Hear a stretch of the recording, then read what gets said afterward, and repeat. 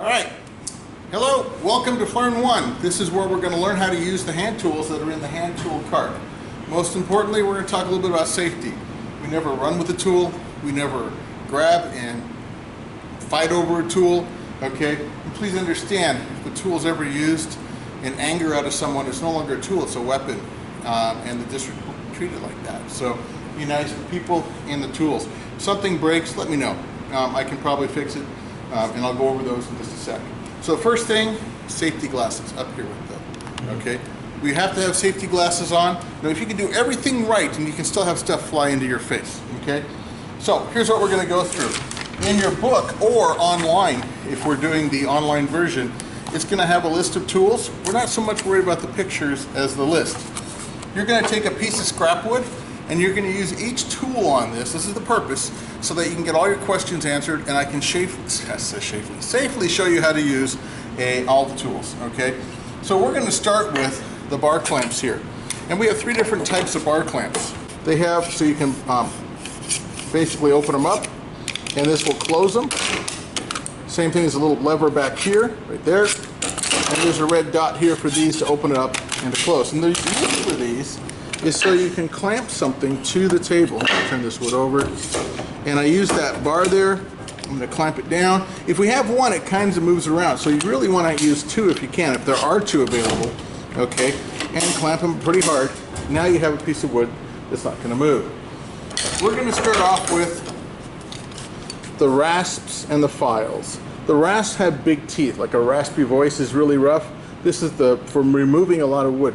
This is for actually polishing wood, and this one also is for metal. Okay, we don't use rasps on metal, but let's say I have this corner here, and you'll notice there's an area I can grab, is I can actually smooth out that corner pretty well. It takes a little practice to get used to that, and that's what this is for. Then you're going to mark this rasp, and you're going to mark it for each tool as we use it. Okay. Now you might want to, for example, try the round rasp, and you'll see it removes a lot of wood. I'm going to turn this a little bit, and the round file sounds different and doesn't remove as much wood. It's also smoother. Okay, so I can sit here and use rasp for both of these, and file for this one. All right, rasp and files. You can use the flat file as well. Great. This is called the coping saw. It has a thin blade. And also, if it's loose, you'll see the blade twist. We don't want that. We'll pinch this and we'll tighten it, okay? But the coping saw, if the blade breaks, just let me know. It happens. And so what it's for is for cutting curve cuts. If I move the back here, could you make it so we can see the back? If I move the back here while I'm cutting this, you'll see it does a curve cut. And a coping saw really is for curve cuts.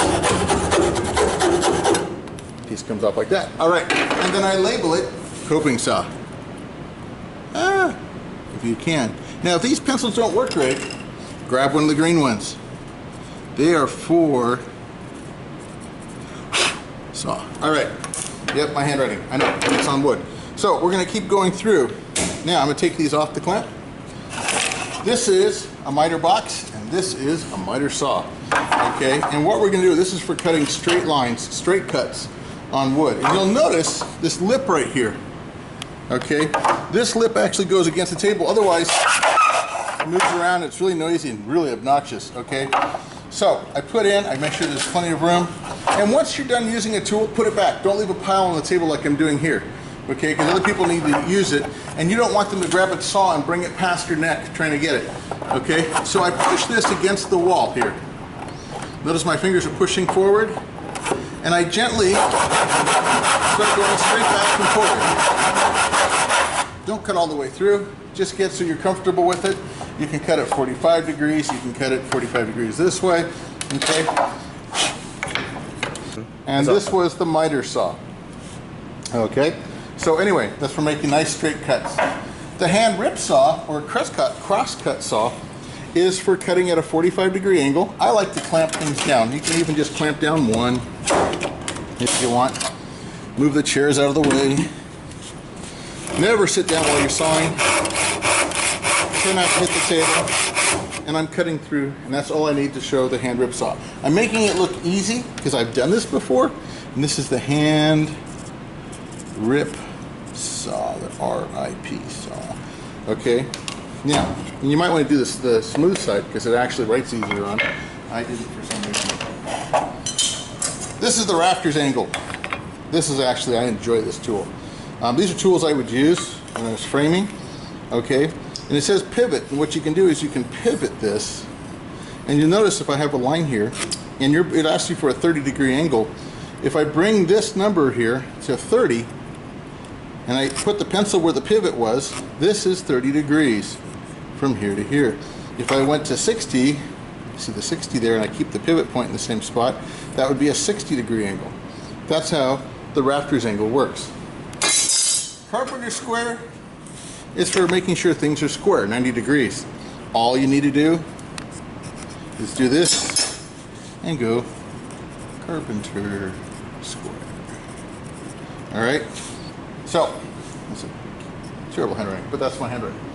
What else we got here? You know, I think we've done it all. Yeah, so what you do is you do the write-up, make sure everything's labeled, fill this out, bring it to me, we grade them both, and you can get going on some other stuff. All right, be safe, have fun, in that order.